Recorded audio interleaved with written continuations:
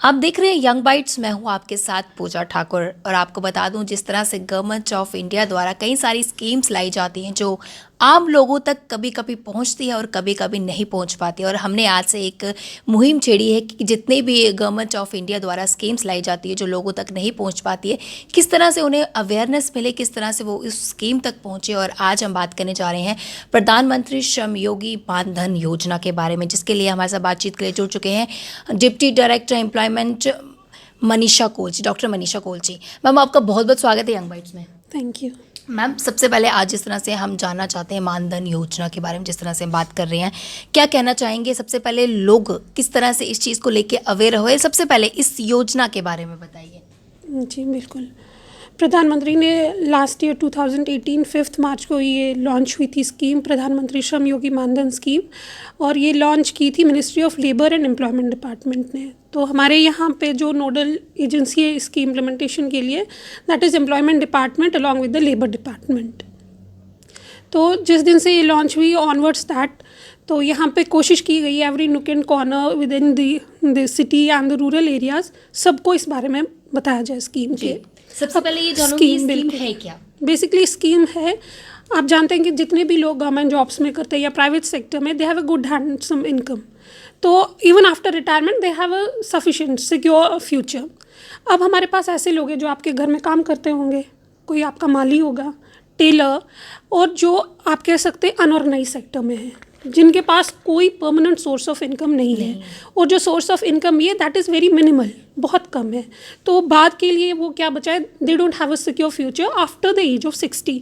तो गवर्नमेंट ने सोचा जो ये सारा अनऑर्गेनाइज सेक्टर है इनके लिए हम कोई स्कीम लाएंगे, so that after a certain age when the body does not respond much, आप ज़्यादा काम भी नहीं कर सकते हैं, आपको कोई सिक्योरिटी भी नहीं है, कभी हेल्थ इश्यूज़ हो जाते हैं, तो उस एज के बाद आपको एक मिनिमम एक महीने रेगुलरली एक पैसा आपके पास आता जाए।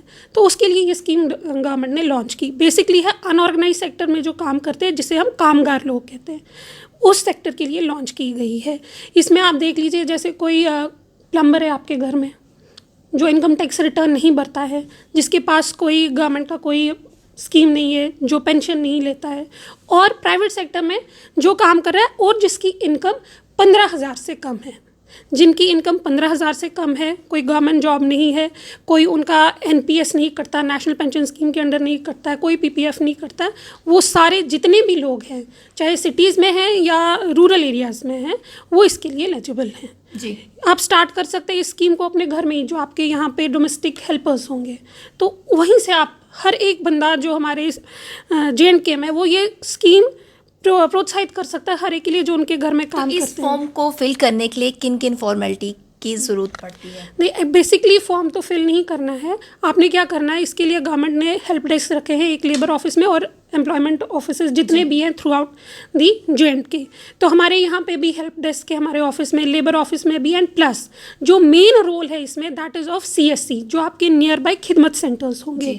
तो जो एनरोलमेंट है, रजिस्ट्रेशन है, वो वहीं से होती है। आपने क्या करना है, जो भी अनऑर्गेनाइज सेक्टर में हमारे यहाँ काम करे या कामगार लोग हैं, वो जाएंगे, अपना आधार कार्ड और जो उनका सेविंग बैंक अकाउंट कॉपी है जिसपे उनका नंबर लिखा हुआ है, वो लेके चले जाएंगे अपने नियरेस्ट CSC सेंटर पे।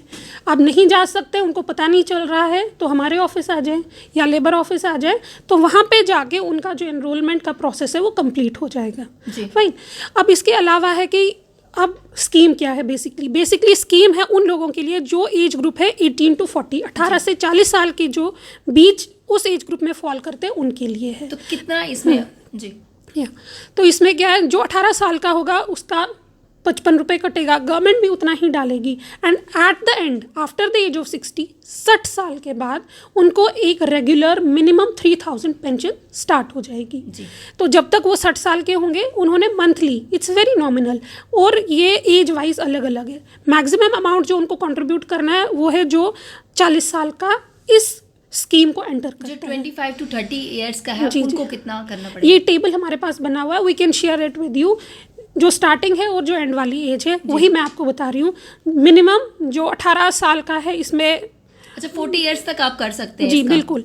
18 to 40 ईयर्स, 18 वाला जो है उसको जो कंट्रीब्यूट करना दैट इज़ 55, और जो आपका कोई 40 ईयर्स का है उनको 200 तो 200 पर माह उनको देना है, गवर्नमेंट भी उतना ही करेगी, और फिर आफ्टर द एज ऑफ 60 वो उनको पेंशन मिलेगी एज 3000। खुदा ना खास्ता उस व्यक्ति को कुछ हो जाता है या वो मेडिकल कोई उसकी प्रॉब्लम आ जाती है, तो वो जो बेनिफिट वाले जो उसको पेंशन जो लगेगी वो किसी और के पास, क्या उसके लिए कोई नॉमिनी रख सकते हैं? जी जी, जो उनका स्पाउस होगा वो रहेगा, जिसको भी वो नॉमिनी रहेंगे in case before the age of 60। Nominee में उन्हें किस किस को नॉमिनी रख सकते हैं? वो नॉमिनी फॉर्म उसमें है, देखें फैमिली मेंबर को रख सकते हैं, और उसमें है कि गॉड फॉरबिड कुछ हो जाता है समय से पहले, the nominee can continue with the scheme, और उसके बाद वो जो पैसा है उन्हीं को मिलेगा।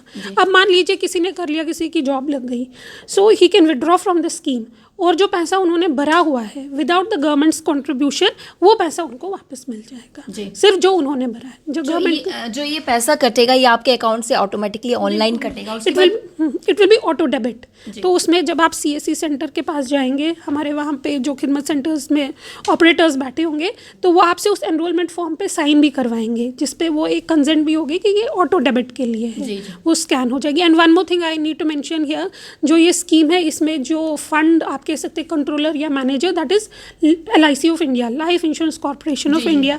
So it's very reliable, the people can rely on, क्योंकि कभी रहता है कहीं प्राइवेट एजेंसी तो नहीं है, nothing like that. So it's managed by the fund manager is LIC of India, and the pension disburser इस तरह से ऑटोमेटिकली उनके अकाउंट में आ जाएंगे। जब 60 साल के बाद जो उनको पेंशन देना शुरू हो जाएगी, तो क्या वो ऑटोमेटिकली उनके अकाउंट में आ जाएगी? जो भी मोडालिटीज़ है that will be told to you later on. बस इसमें ये है कि जब इनका ये एनरोलमेंट हो जाएगा, उनको एक कार्ड दिया जाएगा। मान लीजिए जैसा आपका कोई बॉन्ड होता है, फाइन, उनके लिए वो जो श्रम दान वो कार्ड है, उसमें लिमिट लिखा होगा कि कितने साल के बाद आपका ये पूरा होगा, वो उसमें ऑटोमेटिकली आपका कितना कटेगा क्या है, और वो आपका एक मान लीजिए एक आइडेंटिफिकेशन कार्ड या बॉन्ड सॉट है, आपने रजिस्टर्ड किया है। जी जी जी। इसमें ये है कि अब इस स्कीम को कैसे आगे चला रहे हैं। फर्स्ट हमने डिस्कशंस किए थे, जो ट्रेड यूनियंस हैं, ब्रेकिल्स वाले हैं, उनके साथ डिस्कशन, वेयर हाउस में जो हमारे अनऑर्गेनाइज सेक्टर में काम करते हैं इन बल्क, तो उनके साथ हमने काफ़ी सारे कैंप्स किए हैं। सिमल्टेनियसली हमने ब्लॉक वाइज काफ़ी ब्लॉक्स कवर किए हैं हमने, जहाँ पे हमने मिनी कैंप्स भी किए हैं। रिसेंटली हमने 30 नवंबर से 6 दिसंबर तक हमने सेलिब्रेट किया था पेंशन वीक। इनफैक्ट उसमें एक लार्ज स्केल पे स्पेशल एनरोलमेंट ड्राइव जो थी वो चलाई गई थी इनफैक्ट। तो इसी में हमने बच्चों को भी अवेयर किया, because they are a speakers. जो बच्चे हैं वो अपने घर से लेके जो उनकी लोकेलिटी है वहाँ तक ये बात पहुँचाने में सक्षम होते हैं। तो उसी परिपक्ष में हमने सेमिनार सिम्पोजिया भी ऑर्गेनाइज करवाया था रिलेटेड टू दिस स्कीम, प्रधानमंत्री श्रम योगी मानधन। तो जितना भी हो सके through your this media we try to disseminate this message to all the people throughout JNK कि अच्छी स्कीम है, एक पेंशन स्कीम है। It will be mental security. Minimum आपके पास 3,000 रुपये तो आ रहे हैं, fine. For if we take about कि कोई 20 साल तक, आप मान लीजिए अगर कोई 40 साल में एंटर कर रहा है और 60 साल तक भर रहा है, जितना वो भरेगा ना वो पैसा उसको पहले 2 साल में ही आ जाएगा। Then for rest of his life, his और हर लाइफ, उनको मिनिमम 3,000 रुपये मिलेंगे, फाइन। तो हो सकता है आगे जैसा हमारा कब तक मिलेंगे उन्हें? 60 साल के बाद कब तक मिलेंगे? जब तक वो अलाइव है। ओके, ठीक है। तो आज हमने बात की प्रधानमंत्री श्रम योगी मानधन योजना के बारे में, किस तरह से आप इसे रजिस्टर कर सकते हैं। पूरी जानकारी जो है डॉक्टर मनीषा कोल ने हमें काफ़ी अच्छे तरीके से बताया कि किस तरह से आप इसे रजिस्टर कर सकते हैं। मैम, सभी के लिए क्या मैसेज देना चाहेंगे जो अभी तक इस स्कीम का फ़ायदा नहीं उठा पाए हैं, जिन्होंने अभी तक रजिस्टर नहीं किया है? जी, जो भी अनऑर्गेनाइज सेक्टर में जिन्होंने अभी रजिस्ट्रेशन नहीं की है, तो मेरी उनसे रिक्वेस्ट है वो हमारे ऑफिस आएँ, अपने जो उनके नियरेस्ट खिदमत सेंटर्स है, CSC सेंटर्स है, या हमारे पास हमारा लेबर ऑफिस है, वहाँ पे जाएं, तो इस योजना के बारे में पता करें एंड बी ट्रस्टफुल, और इसमें जितनी भी हो सके रजिस्ट्रेशन अपने और अपने नियर बाय के तनकिन्स की करवाएं। Thank you so much ma'am, हमारे साथ जुड़ने के लिए और कीमती जानकारी देने के लिए। तो इनका कहना है कि आपके आसपास जितने भी खिदमत सेंटर है, आप वहाँ पे जाके सारी इन्फॉर्मेशन ले सकते हैं। अगर आपको वहाँ से भी कोई जानकारी नहीं मिल रही तो आप एम्प्लॉयमेंट ऑफिस आके भी इसकी सारी जानकारी ले सकते हैं।